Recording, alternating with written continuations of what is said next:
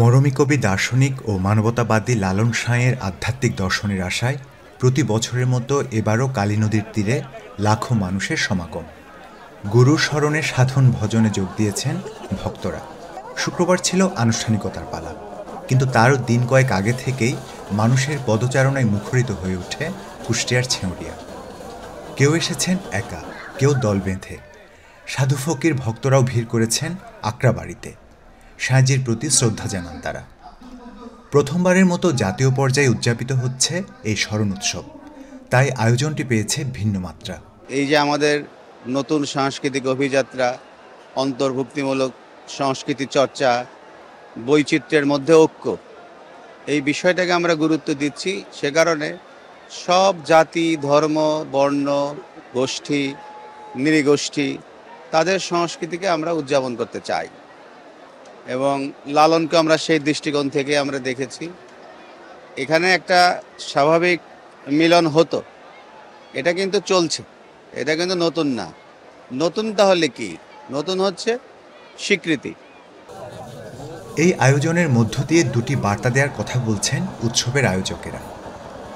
এই দেশেও যে চিন্তার একটা উচ্চ মান আছে এবং সেই চর্চা চলতেছে, এইটাকে বাংলাদেশে জাতীয়ভাবে তুলে ধরা এবং একসাথে এটা আন্তর্জাতিকভাবে তুলে ধরা। এই কারণে এবার দেখছেন আপনি যে এইখানে বক্তা হিসেবে গায়ত্রী চক্রবর্তী বিভাগ আসছেন। 2 নাম্বার হচ্ছে যে আমাদের এখানে এই মুহূর্তে যে মাজারে আক্রমণ হচ্ছে, নানা জায়গায় আক্রমণ হচ্ছে সাধুদের মধ্যে, এটার বিপরীতে সরকারের যেই পজিশন, এটাও এর মধ্যে দিয়ে আসলে বোঝা যাচ্ছে।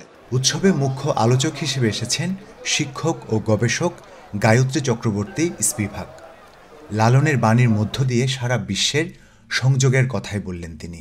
লালনের মধ্যে নিজেকে নিমজ্জিত করবার যে সাধনা, তার মধ্যে পেয়েছি যে উনি অনন্য, একটা নতুন ধরনের ভাব সবসময় বেরিয়ে আসে।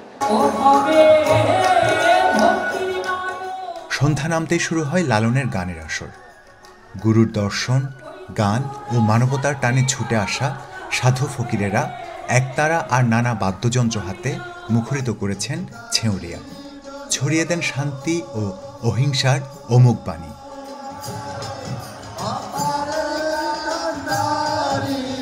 মানুষের মতন মানুষ হো, মানুষের সেবা করতে থাকো, নিজেকে চিনে অন্যকে কল্যাণ পথে আসা যায়। আর সাইজের সুন্দর একটা কথা আছে যে সত্য বল সুপথে চলো রে আমার মন, তার উপরে কোনো বার্তা আশা করা যাবে না। এই উৎসবে প্রতি বছর বেশ বড় পরিসরে মেলার আয়োজন করা হয়। সেখানে বাহারি খাবার দাবার সহ নানা পসরা সাজিয়ে বসেছেন বিক্রেতারা। শুধু যদি স্থানীয় হতো তাহলে হয়তো সীমাবদ্ধতা থাকতো, কিন্তু যেহেতু দেশ বিদেশের মানুষ আসছে, সেক্ষেত্রে মানুষের সমাগমটাও বেশি হচ্ছে, আমাদের বাণিজ্যিক ব্যবসাটাও ভালো হচ্ছে। দর্শনার্থীদের আনাগোনায় মুখর ছিল মেলা প্রাঙ্গণ। গানের তালে মজেছেন তারা।